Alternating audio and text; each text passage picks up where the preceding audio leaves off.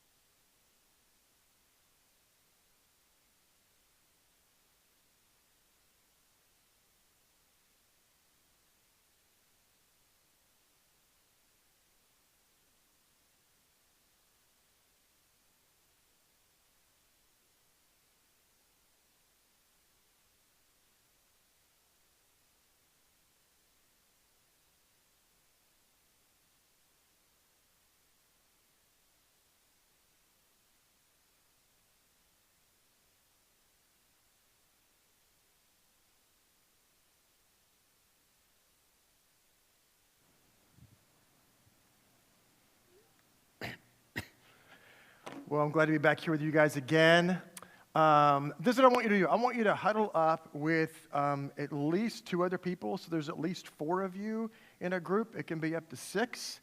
So if you guys want to move over or move up or wherever you want to go. And I just want you to, I'm going to wait for you to move. And then I'm going to give you a couple questions to ask, okay?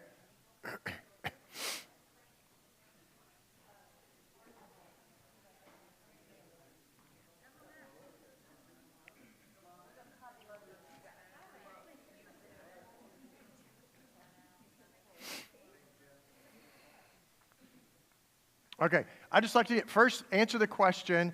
When you think about the technology in your kids' lives, what is it about it that gives you pause? What is it that makes you afraid or anxious? You know, is there anything that you see happening already? Like not just the stuff we've talked about, but you see already that really you're like, I am just not sure about this, or this one thing is what pushes me over the edge, okay? I'm going to give you guys about 2 minutes in your group to talk, all right? We're going to ask several questions tonight. You go right ahead.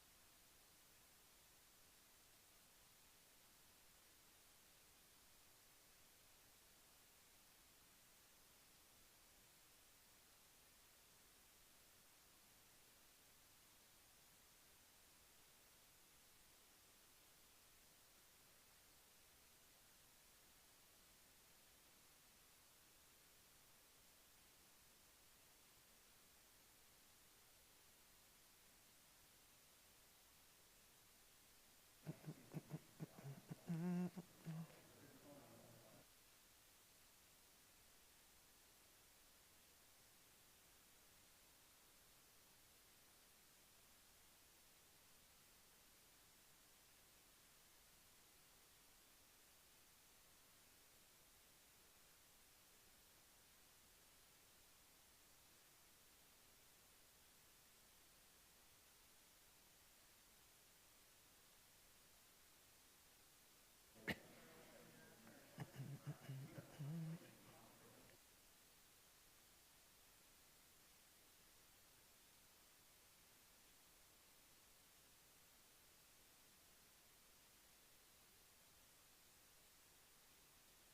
15 seconds.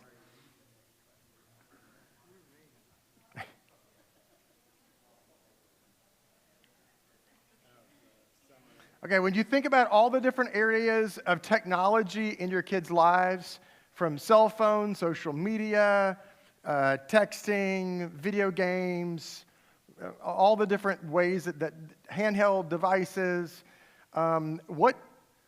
what is the area that you feel the least equipped to walk into? Does that make sense? Like, what's the area that you're like, this is out of my frame of reference. Like, this is the area that I really don't know much about. Okay? Go ahead and share that with each other. Yeah, no, with each other. Yeah. I want you to see that there's other people that they're dealing with the same stuff you're dealing with.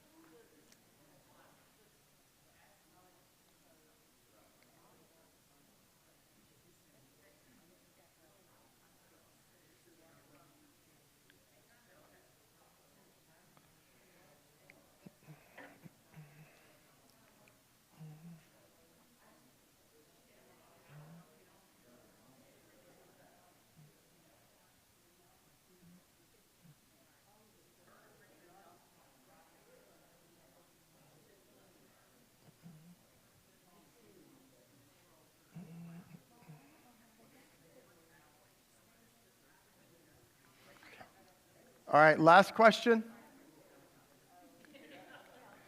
How do you see technology having a negative effect on your kid's life? Whether your kid is elementary, middle, high school, young adult, how do you see technology, like, I don't want to say hurting them, but how do you see it like it has not been helpful in either in your relationship with them, the way that they engage the world, their time, whatever it is? How do you see technology being a negative influence in your kid's life? Go ahead. Like, I don't mean this in theory. I mean, like, you've observed this with your kids, okay? Go ahead.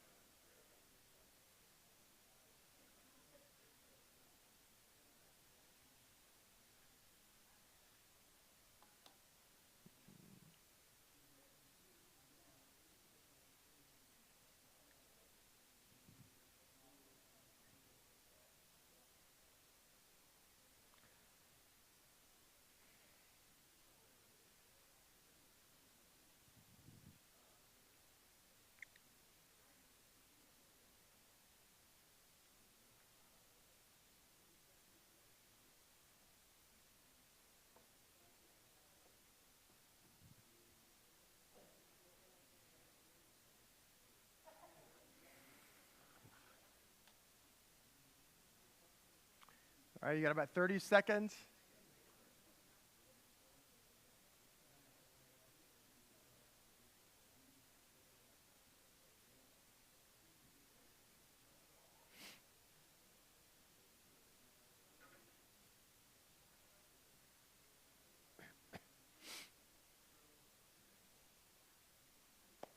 Okay, somebody tell me, what is an area of technology that gives you pause? That makes you anxious, that makes you afraid? What's the whether or not you can believe it? Yeah, yeah, that's good. Anyone else?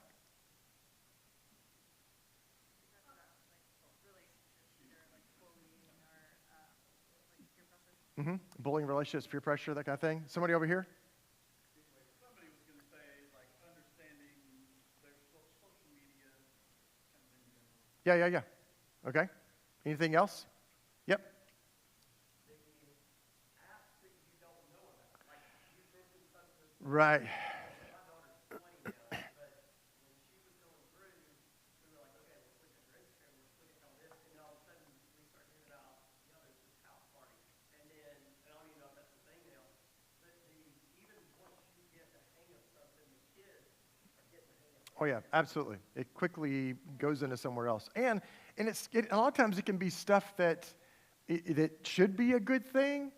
Like when my kids were in high school, this is I don't know 5-7 years ago. They were in high school, and the youth pastor was using the Bible app. Like the app that we all have on our phones now. Yeah. And even our pastor would refer to it from the stage. Hey, if you want to look it up here, cross-reference. Every once in a while he would just mention it. So everyone's got the Bible app. And then one of the parents came to me because she did not allow her 14-year-old to have, 13-year-old to text on social media yet. But instead, they just used another friend as a go-between and said, hey, I've got the Bible app. If you download the Bible app, we can text to the Bible app. Because you can connect with other people using the Bible app. Then they started sharing inappropriate photos on the Bible app. And I'm like, okay, well, like you really have no fear at all, do you? like wow. Because you would never take that as a parent, Yeah, I just had a conversation last night with a group from St. Louis, their leadership team, because they've got me coming up there this next fall to do like 4 or 5 days at their church. And one of the moms was asking me about Discord. She said, I just saw this app on my high school son's phone, and I am really not familiar with it. And I was like, if he's got Discord on his phone, that is no good. Like I don't. It's another one of those anonymous apps where it is just rife with cyberbullying, sexual objectification, adult bullying. It was very, very popular during the election cycle because people could get on there and just say whatever you wanted to about not just your candidates, but about your neighbors and what they think about politics. And again, it's just, to me, anything that's anonymous should be no-go. Okay. What about something that makes you, some way that you've seen your kid using technology that you feel like is having an adverse effect on them, a negative effect on them? Anyone?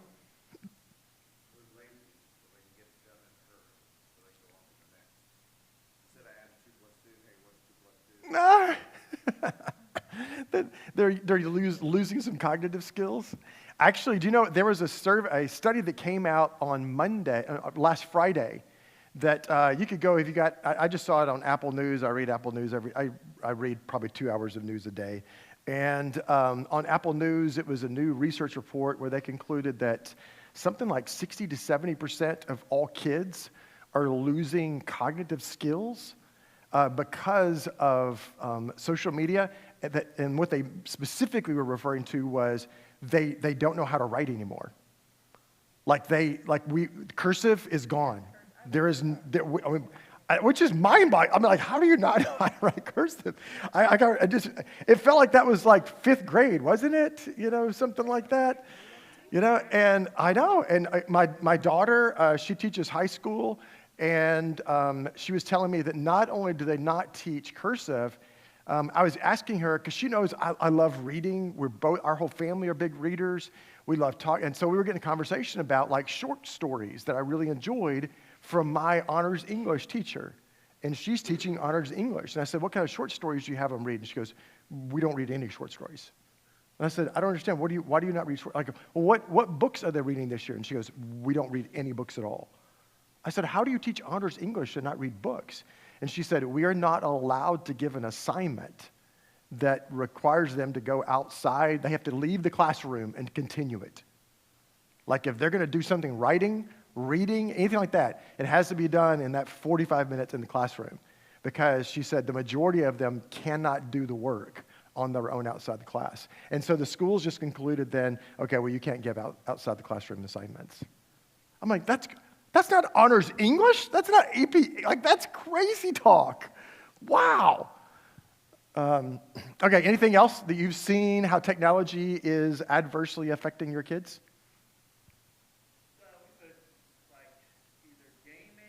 Mm. Or like scrolling, TikTok, real shorts, those type of things, kind of change their personality, even adults. Yeah, there's a whole chapter in the Tech Savvy Parenting book that I wrote on understanding the temporary effects of violence in video games. There's been 98 studies that I know of so far, 98 studies done trying to answer the question, does excessive violence in video games have an effect on the game player?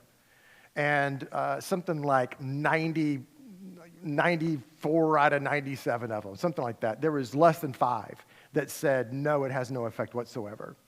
And those were all commissioned by the video game industry.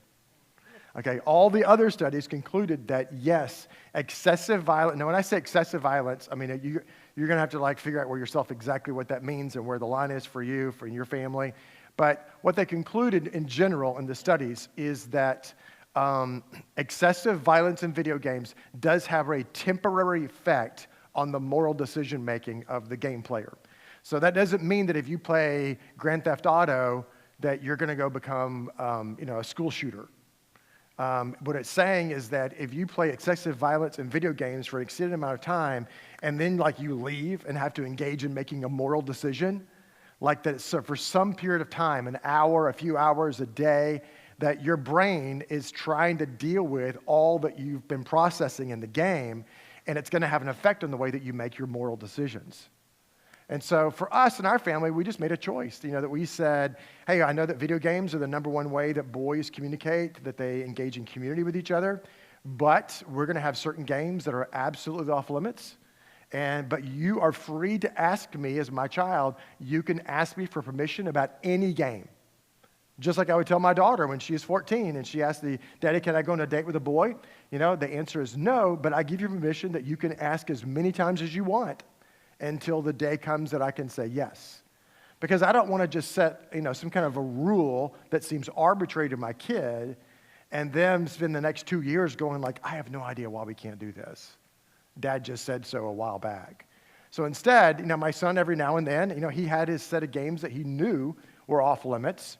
And then others, he would come and be like, Dad, there's a new game, and it wasn't on our list, and what do you do anything about it? Have you looked at it? What do you think about this? And it would allow us to have a conversation, and to look up the content of it. One of the boundaries we had with video games is you can't wear the volume of the television, the gaming console, the volume had to be turned on, meaning that you can't have a headset on so that I can't hear it. Now, I understand there's differences between saying a 17-year-old young man playing video games and my 12, 13, 14-year-old playing video games, all right? But when my son was younger, that if you want to play video games and it's one we approve, then you have to have the volume set so that if I'm walking by, I can hear it. I can know immediately what you're playing. And the other one was that you cannot game play with people that you do not know.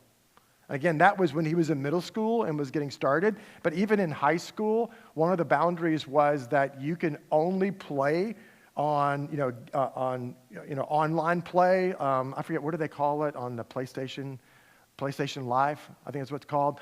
You can only go on live gaming with people that you know. And so he had his group of 5 buddies that were all in his youth group, and they would all, on Friday or Saturday, hop on and go play a game together.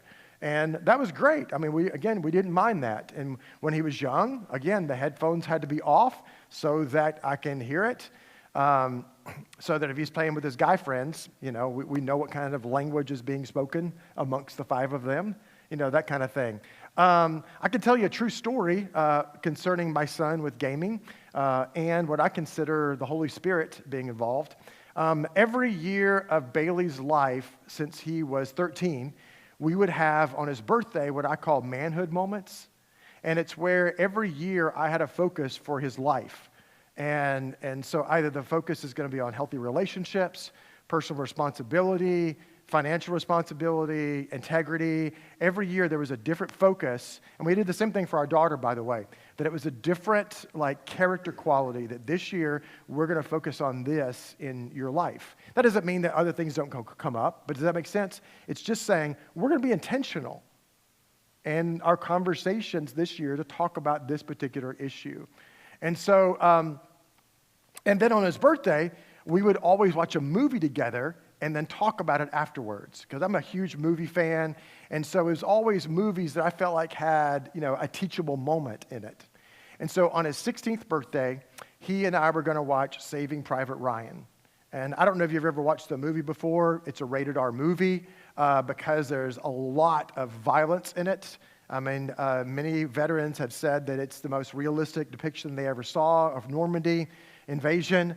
But I wanted my son to watch it because the movie says a lot about sacrifice, about teamwork, about not just vague, what is patriotism, but what does it mean to live for something greater than yourself?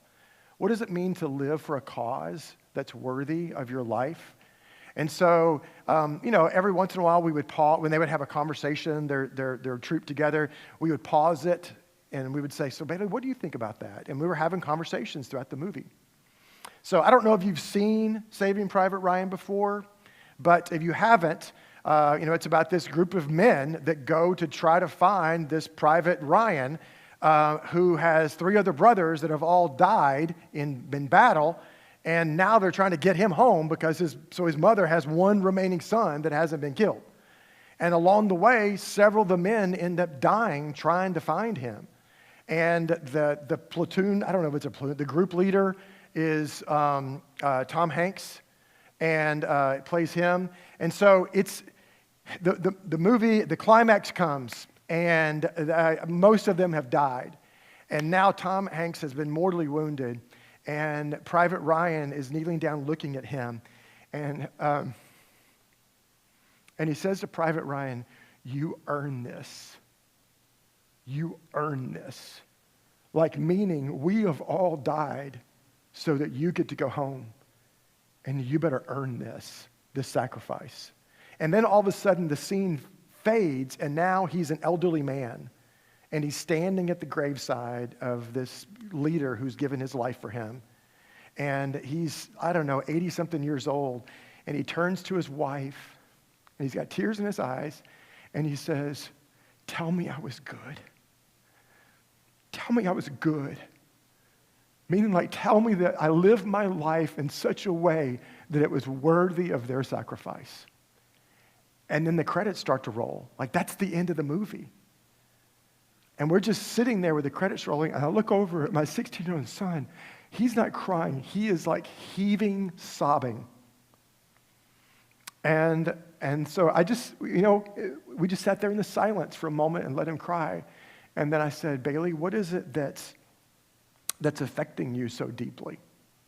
And he said, "Dad, I just so bad at the end of my life, I just want God to tell me that I was good." And I said, that's a really worthwhile thing to live for, Bailey. And then out of the blue, he said, "And Dad," so his favorite video game is called Call of Duty. And they're all like war campaign video games. And there's a lot of violence in the game, but you're the good guys trying to fight, the Nazis or, that kind of a thing. And, but it's a very violent game. And so out of the blue, Bailey said, "Dad, I don't think I want to play Call of Duty anymore." I said, "Why is that, Bailey?" And he said, "Well, after watching that, it's not a game. Like, that was real. Like, those people really did go through that, and they really did die for that. And I don't know, maybe I'll play it again sometime, but right now in my mind, it feels like it just cheapens it." And I was like, wow, I didn't tell him he couldn't play. All we did was like create an environment for the Holy Spirit to show up and bring about conviction. Does that make sense? And to me, it's so powerful. That's happened so many times with our kids, is instead of telling them no, we just ask the right questions. And I know this has nothing to do with technology, but like I remember my daughter when she was 16. Did I share this story a few weeks ago about her going to the movies with her boyfriend? She was 16 years old, and she wanted to go see the latest rom-com at the theater with her boyfriend. And if I told you the name of the movie, you would know it because most all of us have seen it. Very romantic movie. But I also know there is a very unexpected, intense sex scene in the movie. Like, it just comes out of nowhere. And you're like, whoa, I'm sitting here in theater, wasn't expecting that. And so I knew that it was there, and I knew all the content of the film. So we went to screenit.com. It's a faith-based website that shows you all the content of a movie. And so I went to screenit.com. She said, "Dad, can me and Aiden go see this movie?" And I said, yeah, that's great that you guys want to go see a movie together. I said, what movie? And she told me. And I said, well, let me go print this off. So I printed off like 87 different situations that are going to have either sexual content or sexual tension. And I said, hey, could you just read this out loud to me? And so she reads all of it out loud to me, like all the different things that you're going to watch if you watch this movie. And then I just asked the question. I said, sweetie, let me ask you, do you think it would be helpful for you in your relationship with your boyfriend for the two of you to sit in a dark room with other strangers and watch two people have sex up on the big screen? And she goes, I think we'll just pick a different movie. And I said, I think that's a great idea. There's like 15 others showing, Because if I would have said, no, absolutely not, you're not going to go see that with your boyfriend, what are they going to do? They're absolutely going to go see it. Because now I've just made that into the golden calf, of like, what is so interesting about that movie that my dad doesn't want me to see it? But instead, it's just so much of parenting, guys, is just creating the right environment for a healthy conversation and you asking the right questions so the Holy Spirit can show up and he's the one that brings conviction and change. Okay? So that's a freebie that has nothing to do with technology. All right? So I asked you those questions because I want us to look at some new stuff. I have not taught this to a group before. So, Wyatt, if I blow it tonight, we'll know 1 out of 4 was wrong, okay? Anyway, look at this. I am not shocked by any of this information on the screen, but I do want you to notice the statistic on the far right that says 91% of all kids on the internet said that their parents trust them to act appropriately. Now, I want you to think about what that really means. If 91% of parents trust their kids to act appropriately, what does that really mean? How many of you have a teenager that drives? Anyone here drives? What's your kid's name that drives? Weston. And when he gets the keys and he walks out into the driveway and gets in his car, do you get in the other car and follow him everywhere? Yes. You get my point, right? Like, you don't get in the car and follow him everywhere. Like, you don't follow him to school, then turn around and go to where you're going to go, right? You're like, well, maybe sometimes. You're not trekking the mileage every time he gets home. You said you're going to your friend's house. That's 7.2 miles. You went 9.3 miles. Like, you're not checking that, right? Because, why? Because he's earned the privilege and responsibility of driving a car, and you trust him to drive according to the way that you taught him to drive. Yes? Right? So if 91% of kids say, my parents trust me with my behavior online, what does that really mean? No, I haven't been caught. It means 91% of parents aren't tracking what their kids are doing online because I trust my kid to do what I've told them is okay to do and to stay away from what's wrong. For crying out loud, I gave him a new iPhone last year at Christmas, and I said, don't do anything bad with it, okay? I mean, like that was the last conversation. Surely they're going to abide by that. And I think what happens so often with our kids with technology is they end up in situations that causes extreme anxiety, depression, fear. We know that 80% of all teenagers say that they have posting regrets. You know what a posting regret is, right? Yeah, you just ask any politician or celebrity, they'll tell you what a posting regret is. But one of the things I tell every group of teenagers is when it comes to social media, you should say these exact words to your kid. When it comes to social media, there's no delete, there's no do-over, and there's no take-backs. There's no delete, no do-over, and no take-backs. Once you post it, once you send it, once you thumbs up it, once you shooting star it, once you smiley face it, once you heart it, it is now part of your digital reputation forever. Every single day, you as a grown-up even, your social media profiles are being cataloged every day for posterity's sake, so that in 100 years from now, we can all look back and have all this information about how did Americans, how did Tennesseans, how did people in this community use social media. So all of that stuff is out there that's going to be, even if you delete your profile, it doesn't go away. You may not be able to access it, but all the information that was once there has all been cataloged. It's all been saved on the Wayback Machine, okay? So you need to make sure your kids understand that there's no take-backs, deletes, do-overs. Once you post it, once you send it, it's out there forever. And 80% of them admit to having posting regrets. And those posting regrets aren't things like, my mom is so mean. And instead, it really has to do with who they are as a person at the core of them. We know that 40% of all of them on social media admit to having sexual conversations with other people. Now, these are the ones that admit it, which tells me it's probably, Zach, higher, yeah? I mean, if 40% are admitting it, you know there's always a percentage of them that are like, I'm not saying anything. So you know at least 4 out of 10 are saying they're having sexual conversations on social media. 25% of them are having a sexual conversation with a complete stranger. They have no idea who the person is. They've never met them. They cannot verify their identity.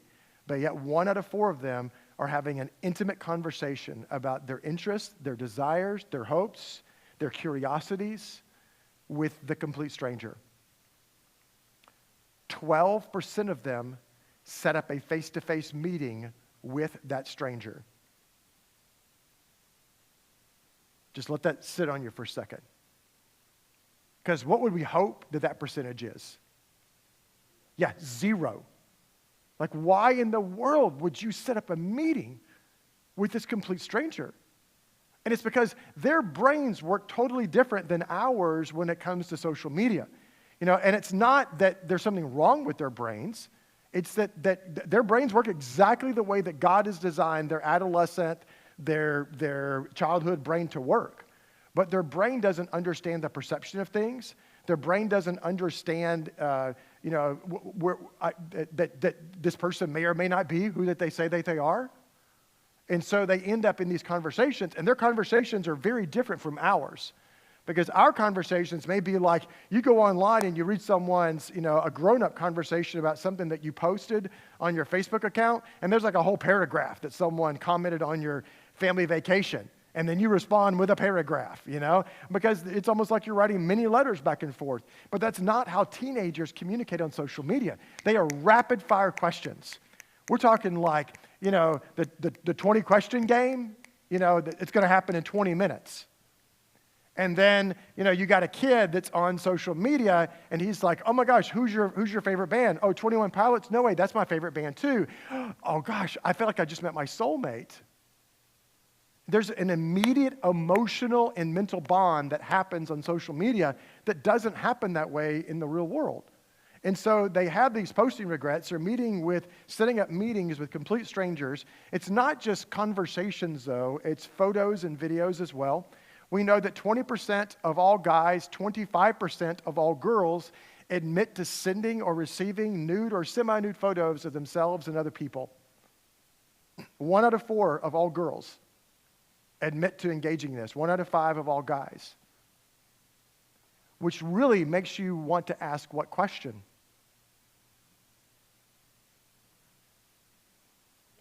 Exactly why? I mean, that's the most logical question, isn't it? And this actually came from, this information came from a survey from the Center to Prevent Teen Pregnancy and 17 magazine. They did an online poll of over 5,000 females to ask them about their how they live out their gender as females on social media. And that's where I got this information from. So 5,000, it's pretty good scientific survey there. And so they asked of those who said that I have shared nude or semi-nude photos of myself with other people, the follow-up question was, why? Why would you choose to do this? Why would you choose to send a photo or video of yourself that once you send it, you lose all rights to it? Like when I go to youth groups, this is the way I explain it at youth groups to really make it so all of a sudden girls can understand what's really happening here. Is that, and so you as a parent, I want you to get this as well. When a guy asks your daughter, your granddaughter for a photo or video, can you send me a really good picture? You know what that means. Like that's the way they say it. Can you send me a good picture? And so when they say that, really what the guy is asking for is 2 things. One, he's asking for a gift. And the nature of a gift is this. If If I buy you this jacket for Christmas and I give it to you, do I get to tell you when to wear it? This is not a trick question. No. Do I get to tell you whether or not you keep it or take it back for store credit? Do I get to tell you whether or not you re-gift it and pass it on to someone else? No, because the gift giver gives up all claims to the gift. Now do you understand what's happening? And when you really explain it to girls that way, you can see their gears starting to turn, that this guy is asking you to give him something that once you give it, you lose all control of it. You have no say-so in what happens to it. The second thing he's looking for is a trophy. And so every youth group, I tell girls that if a guy ever says to you, hey, this is between you and me. Hey, I care about you. You can trust me. I love you. It is 100% a lie that it will not stay between the two of them. There was a survey done this past fall by the FBI where they wanted to track teenagers sharing nude and semi-nude photos of other people on their phones. And they wanted to find out just from all their records, like when someone calls and says, hey, someone has shared my kid's photos, that they share with someone that they shouldn't have. And so the FBI gets involved. So they have like thousands and thousands of these cases over the last few years. And they can see the phone records. They can see how many times it was shared, all that kind of stuff. So they wanted to find out when a kid receives a nude photo of someone in their school, how long does it take before it is retexted to someone else? How long do you think it is? Yeah, it was 27 seconds. It was less than a minute. So when someone says, this is just between you and I, it is always a lie. And so really what the guy is looking for is a trophy. And the nature of a trophy is this. What do you do with your children's ballet trophies and basketball trophies and soccer trophies and, all those things? We put them on the mantle. You put them in the family room. You even, your kid's scrapbooks is a form of a trophy, basically. It's something saying, look what my kid has accomplished. Look how amazing my child is. And it's meant to be displayed. So if he's looking for a gift that he can do whatever he wants to with it, and a trophy is supposed to be displayed and shared, then what do you know with absolute certainty is going to happen to that picture? It's going to be shared. And so it is important. I was preaching at First Baptist Rockville, 2,200 folks Sunday morning, and they asked me to do a tech talk on Sunday morning, which is a little unusual. And so I talked about a theology of technology. And at one point I was talking about this stuff, from all the different age groups. And I look over and there's 4 teenage girls sitting right over there. And I said, hey, can I just speak to you for a second? And I said, I want to empower you that you have the right to say no, because a young man never has the right to ask you to compromise your character just so that he can have a trophy. And the whole room just started, applauding. And afterwards, all 4 girls came up and I said, I really appreciated you saying that. That really meant a lot to me. Because I think that I know, look at these numbers. And how it affects them as girls who are being asked about this stuff. So they asked the follow-up question first of the girls, why would you do this? And this is what they said. 67%, the number one answer, 2 out of 3 of all girls said the reason why I shared the photo or video of myself was to be fun. Just to be flirty. Like, can we agree, moms? We've just redefined flirting. Like, flirting used to be putting a note in a boy's locker. I like you. Do you like me? Check yes, check no. It was dropping a book in a hallway and see if he picks it up. Pulling a boy's hair as you're walking down the hallway. Winking at someone in the cafeteria. This is completely innocent. No one's character is being harmed. No one's body is being objectified. But yet now 2 out of 3 of all girls say, well, I did this because I was just trying to be flirty. Now, why did they conclude that that's the appropriate way to flirt? It's because that's what they've been told from the day that they got on social media. From the time that they got their cell phone and began texting to other people, they began to learn at 10, 11, 12 that there is an expectation of me as a young woman of how I'm supposed to behave with guys. 70% of all girls say that they feel pressure from guys to send inappropriate photos and videos. That 55% of all girls say that within the first 10 minutes of a new interaction on social media. So let's say you've got a 13-year-old daughter, granddaughter, and she's on her Instagram, she's on TikTok, and she's in some anime group because she loves anime. And all of a sudden now some other guy in the group sends her a PM, a private message. She's got a 55% chance. Can we agree that that is not very good odds? A 55% chance that in the first 10 minutes, he's going to say, send me some nudes. Can you imagine, like psychologically, emotionally, mentally, what that's doing to young ladies? Like communicating to them what their value is in their culture as teenagers? What it's saying is, you are only worth what you will show me. And if you're not willing to entertain me by unbuttoning some buttons and showing me something, then I'll just move on to somebody else because they will. And so then what do they end up doing? Well, I guess this is how I have to flirt. This is what's expected of me now. You know, I wish I could, it would take more than both of my hands, you know, to count how many just in the last 5 years of schools, youth groups I've gone to, where kids come up and tell me stories of, you know, their photos. Just 2 days ago, another mom calls me because her 15-year-old son was being sexploited. Are you familiar with the term sexploited? Being sexploited, it means like basically sexually threatening someone else on social media. That her 15-year-old son is being sexploited by an 18-year-old girl at his school. And so then finally he sends a nude photo to her. It's gone. She shares it with the whole school. And now this 15-year-old boy has to come to school. And well, actually, he's not going to school now because he's just socially mortified. He's humiliated. I mean, was he wrong? Absolutely. But he doesn't deserve for his whole high school career to be destroyed socially because of this mistake. But yet we know this is what's happening over and over and over again.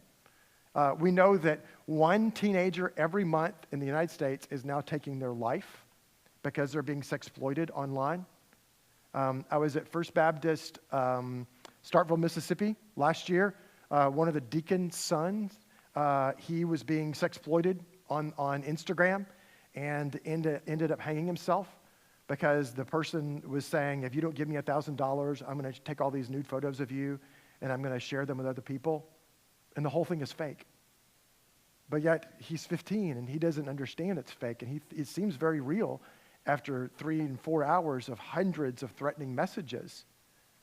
Like it's basically just being brainwashed to believe this must be real. And we know it's happening at least once a month now. We talked last week a little bit about cyberbullying.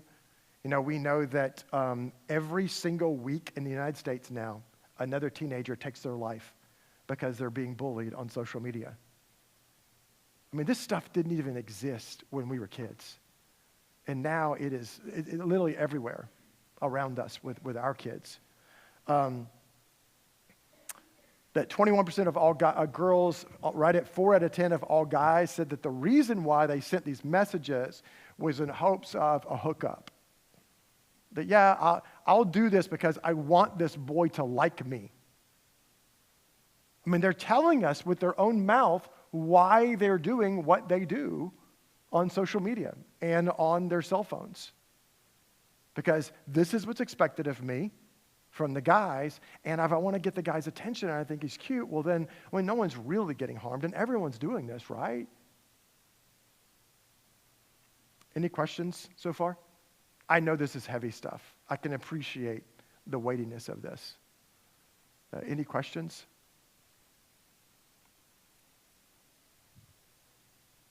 We know there was a study that came out from the CDC last year concerning adolescent anxiety. I think did we talk about anxiety last week in here? We know during World War II was the highest during recorded history of the U.S. with adolescents.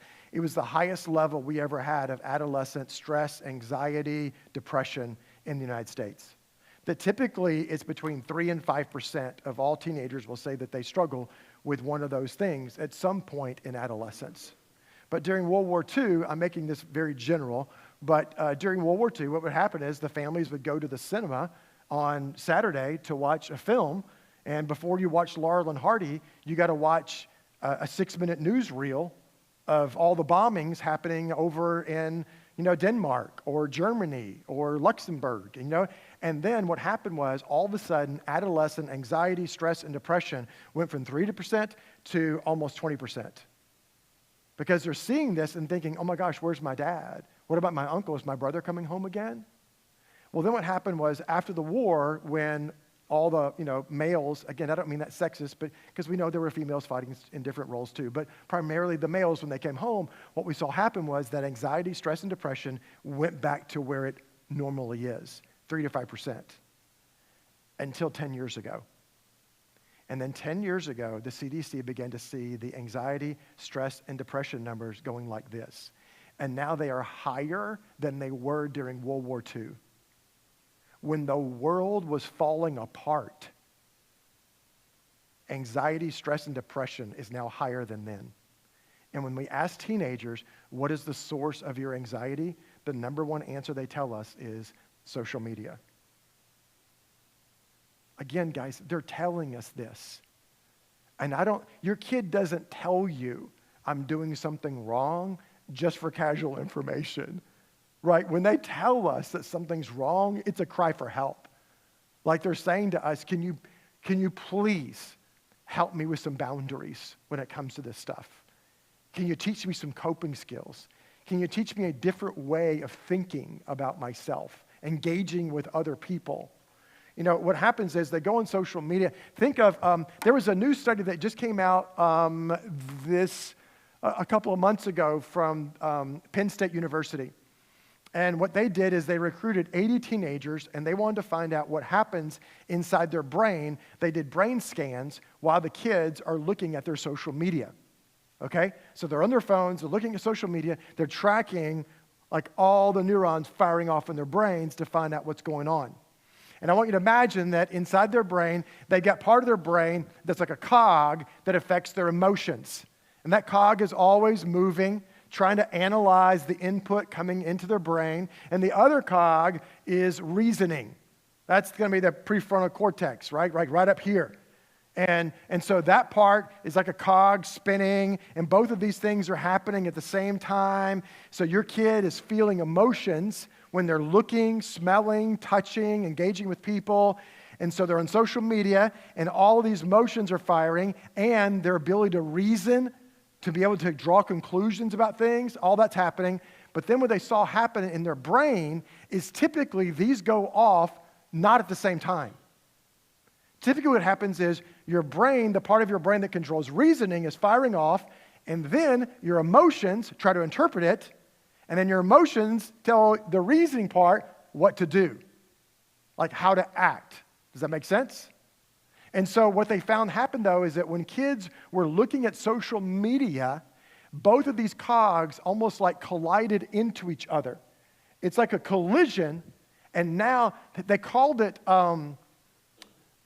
they said it's like the two parts of the brain become gridlocked. And what happens is, have you ever been in your car when your car is already started? And then you turn the ignition again, and you always feel stupid when it happens. Right? But then you hear that grinding. That's what's happening in your kid's brain when they're looking at social media. Because now their brain that controls reasoning and emotion has become gridlocked, and they can no longer think rationally about what they're seeing. Like, this is what sociologists, psychologists are telling us is happening inside of our kid's brain. So think, like, we got this, look at this kind of a wheel, if you will, of what's happening when your kid, why they engage on social media. Why do they go to social media? They're looking for community. They're looking for relationships. Why are they looking for that? Because one of our 5 God-given needs, like the Creator has put a need in us for community, a need for relationships, a need for acceptance. And so then, why do middle school boys play video games? It's not just for the testosterone. It's because they're looking for relationships. When you watch athletics, Why do they celebrate after a touchdown or they kick the ball through the net? Why? Because it's community that's happening in that moment, yes? And so all of a sudden they go online because they're looking to have a God-given need met in their life. They're looking for relationships. And then as they seek out people on social media, what are they looking for? Approval and affirmation. And how do they try to seek approval and affirmation on social media? Think about this logically. How do kids seek approval and affirmation on social media? What? Likes? How many likes do I have? How many hearts do I have? How many friends, followers do I have? So what do they do with who they are on social media? They post pictures of themselves where your daughter goes to the shopping mall and she goes in the dressing room and puts on a cute outfit that she just tried on. Nothing inappropriate, by the way, right? But she just takes a picture, a little selfie. She gets ready. My daughter, when she was in high school, every morning took a selfie of her face and her hair because her girlfriends at school would get on and they would, oh my gosh, your hair looks so cute. I can't wait to see you. What is she looking for?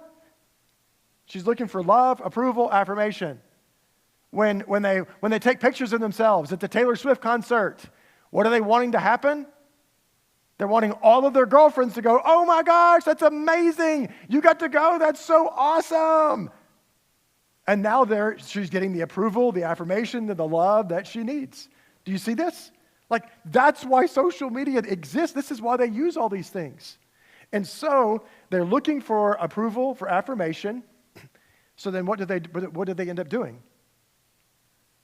As I go on my social media, I post a cute selfie of myself, and then I start scrolling through my feed, and what do I see? All the other girls from my high school. How come my hips can't look like that? Why don't my breasts look that way? Why is my hair always so greasy? Man, I wish I could throw a football like that. Man, I could never wrestle someone that way.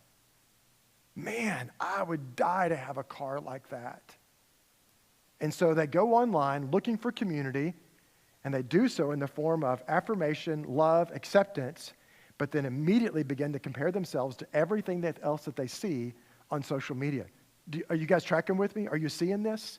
Like, it is absolutely insidious what we allow social media to do to our kids. We're just as guilty of it, by the way. The same thing happens in our brains when we get on, which is why we post pictures of our grandkids' report cards and all of our families dressed up in the same matching PJs at Christmas because we want everyone to comment on it. Yes? This didn't exist 20 years ago. 20 years ago, you take a picture, you'd go to Walgreens and have it printed out, and you put it in the family scrapbook, and no one sees it until we're dead and gone. But now we go online because we think everyone needs to see this. This is awesome, as if like we're the only ones with matching PJs, you know? And so then what happens? They compare themselves to other people. I'm not as pretty. I'm not as popular. I don't have a girlfriend like that. My hair will never be that good. My complexion's always going to be ugly. So now they feel rejected. They feel less than. They feel unattractive. They feel unpopular. They feel weak. And so what was meant to be a good thing becomes an extremely... And you see what keeps happening to like the anxiety. If anxiety is the yellow, it just keeps increasing with every step in their brain. With every action they're taking, the anxiety increases. So then what do they do when they feel rejected and isolated? Well, I'll go online and I'll look for somebody else. That's online dating, isn't it? You go online, and I'm going to filter through all the people and try to find somebody that will be my friend. Now on Snapchat, anyone here, your kids on Snapchat? Anyone? I don't know many teenagers not on Snapchat. It's the third most popular social media app. On Snapchat, let's say that this is the other form of like anxiety that happens, is on Snap, you have what's called your streak. And so like if you and I are friends on Snapchat, and I sent you a selfie today, and I sent it to you, if you don't respond, then our streak is broken. And so I remember one year on our family vacation, my daughter's cell phone went kaput. And she's like 17, her phone went kaput, and she is literally freaking out. because she was like, Dad, all of my streaks are going to be gone. She's like, can I use your phone and log in? No, I'm sorry. We're not downloading Snapchat on Dad's phone so you can keep your streaks going. No, I'm sorry. They'll just have to be gone. But Dad, my longest one is over 1,200 days. Which means her and a girlfriend from school send a selfie back and forth every day for more than 4 freaking years. And then now, if you want to see something absolutely ridiculous, just go sit with a group of particularly teenage girls who are on Snapchat, because this is what they do. They're sitting in Starbucks together, and all of a sudden, they're like, oh, I forgot to send a snap today. Click. They take pictures of their forehead, don't they? They're taking pictures of their forehead because it doesn't matter what I take a picture of. I just got to keep the streak going, because if I don't keep the streak going, they're going to be mad at me.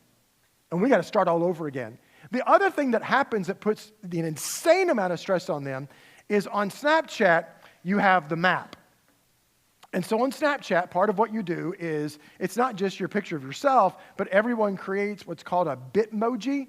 And it's kind of like a caricature of yourself, and you get to choose what kind of jeans and shoes and all that kind of stuff. And you're trying to find a character that most looks like you in the real life. So then, let's say that, what is you guys' names? That's right, Houston and Bethany. So let's say me and Houston and Bethany and all the rest of us, we're all friends together on Snapchat, right? And so Bethany and I, like we're both, 14, 15 years old, and I got a thing for Bethany. And I've been trying to get her attention, and she just sees me as kind of a friend, but I'm trying really, really hard, right? And so I send her a snap every day, and then I send her a message, and it's kind of a cute, semi-flirting message, and Snapchat shows me that she received it, and Snapchat shows me that she's online. And I'm like, why isn't she responding? So then I open up the map, and I see Houston. And Houston is standing right next to Bethany on the map. And all of the rest of you are there, and you're all at the mall together. And why? But dude, we're best friends. Why did you not invite me to the mall? Why am I the only one left out? Why is life happening and I'm left behind? That's what happens on Snapchat. And so it causes an insane amount of anxiety, of cattiness, of fighting. Dude, why are you at the mall with Bethany? Why are you there with Bethany? Hey, I got a thing for Bethany. You better get away from her. And he's like, dude, what are you talking about? I'm serious. This is the conversations that are happening on Snapchat that just get completely carried away. And it's all in the head of kids creating scenarios about what must be happening in the real world because they can see on the map where everybody is. You're supposed to have your location turned on so you can all see each other. Again, which is crazy, just because the capability is there, the technology exists, for us to know where all of our locations are, why do teenagers need to make this readily available to themselves and just put this crazy amount of pressure on themselves to feel like I'm being left out? I'm the one that's not good enough. Do you see this? Are you guys tracking with me? All right? Any questions so far about the social media and anxiety and all that stuff? Surely there's a question. Yes.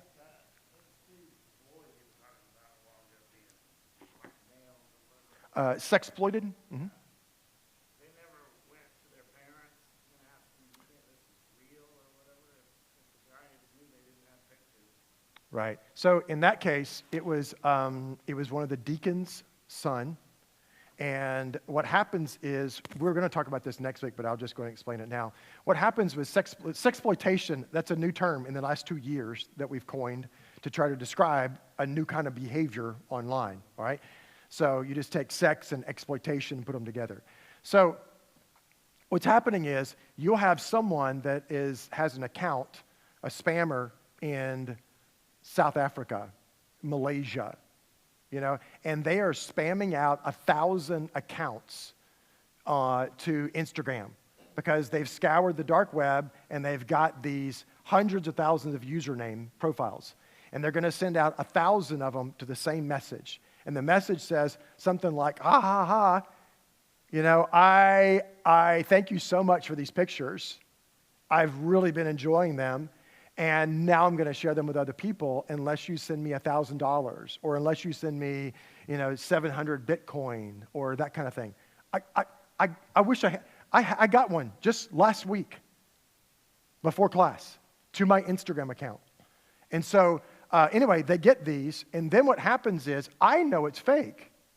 But if I'm 15, what they're counting on is that if 1 out of 5 of all guys have shared a nude photo, 1 out of 4 of all girls have shared a nude photo, and I'm sending out this same spam message to 1,000, Instagram, TikTok accounts, chances are 1 or 2 is going to hit. Statistically speaking, if it's 1 out of 4, 1 out of 5 chance that these kids are sending these photos. So now all of a sudden, if I ignore it, nothing happens at all. But if I'm a teenager and I get it and I respond with, wait a minute, what are you talking about? Now I've got you. Now I know it's a real account. And I've got your attention. So then all of a sudden comes literally hundreds of messages. And the final message he got when his parents turned over their son's phone to the FBI after all this was over and was able to say, yes, this was coming from Malaysia and the whole thing is a scam. And the last message was, I've got your phone list. And I see your grandmother's phone number here. And if you don't send me money, I'm going to send these photos to your grandmother. He had never shared nude photos. But after 3 or 4 hours of basically wearing him down, he's convinced that this person must have something on me that I'm unaware of. And so he says to the person, well, I might as well just kill myself because I don't have $1,000. And he says, I guess you better. And then at like 2 o'clock in the morning, he took his belt off and put it around the ceiling fan in his bedroom. That's what I'm saying. It seems like he would have at least went to one of his parents and said, this is... We know that of kids that are cyberbullied, okay, we know that roughly 40% of all teenagers have been a victim of cyberbullying online. Of those, only 10% ever tell a grown-up. Because if I'm 14 years old, and someone is bullying me online, and I'm a guy, now I feel weak, I feel small, I feel objectified, I feel silly. And I don't want to tell somebody. I'm like, well, I'm going to tell my dad, and then my dad says, go hit him back. I'm going to tell my mom, and she treats me like I'm a baby. Or I go tell my school counselor, and they're like, just ignore it. And so they end up not telling anybody. 90% of them just suffer in silence. And again, we know that at least one a week ends up taking their life because they figure they can't make a way to stop it. Which is why we as parents, if you see some potential red flags of things that are happening with your kid's behavior, then I really encourage you to step in. That just because you see a red flag doesn't mean that your kid is being bullied or that something inappropriate is happening. But I remember, true story, my daughter wasn't being cyberbullied, but it was when my daughter was on Instagram. Did I share the story about her eating habits on Instagram? Okay, when she was on Instagram, she was 14, and she loved to watch videos about makeup tips, about how to do your makeup and your hair, and she started getting into wanting, each of our kids were required to cook one meal a week for the family. And so my son was Monday, my daughter was Thursday, that they had to cook the family meal. And we all shared everything together because our family is the most important community in your life. So we shared those kind of things together. So my daughter's looking up healthy eating recipes and videos she can watch on Instagram. Okay? So she's watching these videos, and as she's watching videos about food preparation, it's things like #healthy eating, #quick food prep. You know what the hashtags are, right? And that's how the algorithm works. So when she likes a video that's #healthy eating, then what is the algorithm going to do? Send her more of those videos. Absolutely. So now she's watching these videos, and one of the videos that she watches says something like this: #healthy eating, your best fit, #goddess Anna. Goddess ANNA. Well, my daughter doesn't read the hashtags. I mean, who does? She just hearts the video. Well, Goddess Anna is online code for the worship of anorexia.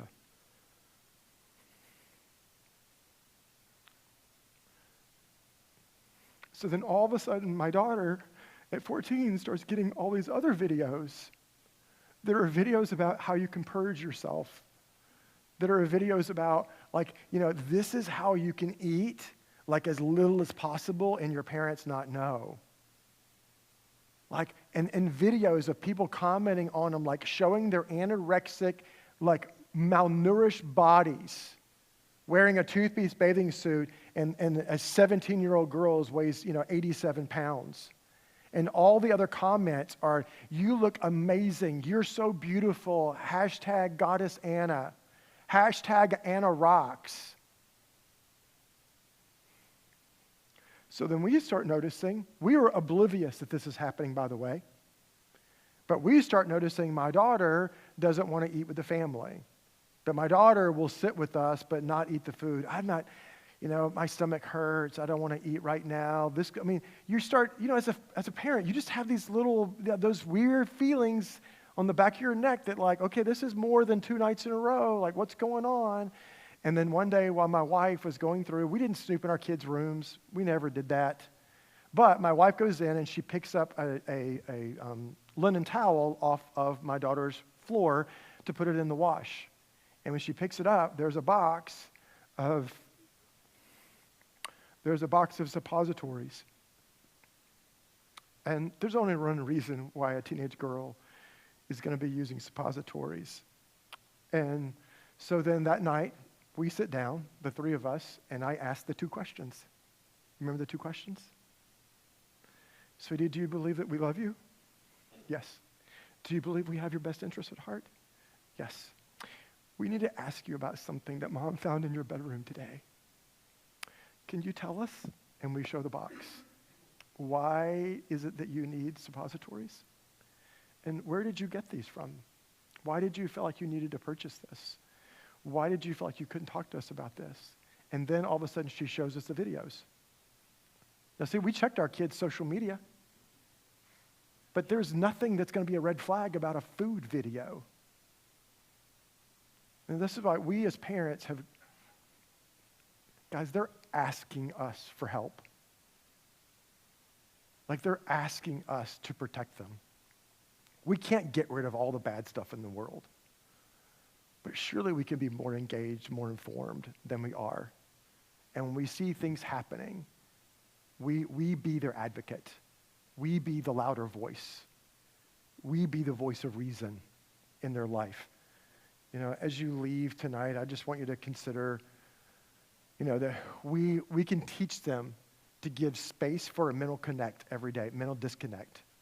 One of the things they saw in that study that happened was when the kids, their brains became like gear locked and they couldn't think right, that they would have the teenagers get up, leave their phone for 2 minutes, just 2 minutes, and then come back to the exact same screen they were looking at.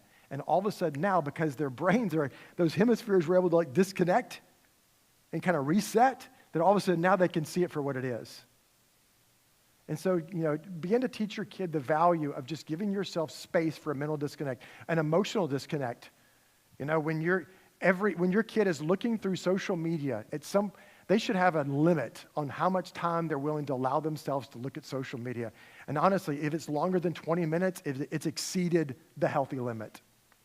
TikTok accidentally released numbers last fall where they did an internal study of their millions of people on TikTok. Because TikTok wanted to find out how long does someone need, a brand new person, the first time they use TikTok, how long do they need to be on it before we got them? Meaning they're hooked. And the answer was 13 minutes. That if they will sit down the first time they use it, if they will use it for 13 minutes, we've got them. And they will keep coming back because we gave them all the dopamine that they need for today, and they're going to come back tomorrow for more. And so teach your kids, you yourselves have a limit of 20 minutes on social media. Give space for quietness and reflection. My kids, we would encourage them every day to take at least 6 minutes to turn everything off. 6 minutes of just complete quietness in your life. My daughter describes it as her favorite time of the day because she said that is the only time of the day that's absolutely for me and no one's telling me what to do. So begin to teach your kids the value of just quietness and reflection. And the last one is create environments for real world connection. Our home was the hangout house when our kids were teenagers. We actually bought a freezer for the garage that was stocked full of pizza pockets and frozen pizzas like Sloppy Joes, everything frozen that they could heat up in a microwave. We were spending, I'm not exaggerating, at least an extra $80 a month to keep that freezer stocked because my son and my daughter would bring their friends to our house. And if they're bringing them to our house, then I am much more likely to know what's happening. And I also get to earn influence with my kids' friends. It's amazing, Mom, the things that your daughter's friends will share with you in your kitchen when you're making fresh cookies. I mean, they'll just start dumping. And your daughter's like, she is not one of us. Why are you talking? Because there's just community that happens in your home. And so make your space, create environments. Every family vacation we ever had, each of our kids were allowed to bring one friend. Why? I wanted influence. And I wanted time with my kid. And I knew that my kids would give me time to go out and do activities. We're going to all go play putt-putt together. We're going to play Frisbee golf together on family vacation because their friends would go, oh, yeah, I love doing that. And now my kids are like, oh, yeah, me too. And so yeah, bring your friend. I'll pay for them at the condo. Why? Because I want time with you. Right? So create environments for real-world engagement for your kids, you, and their friends. All right? Thank you, guys. I know we're out of time. So I'm going to let you guys go, and I'll see you next week for our last week together. All right? Thank you.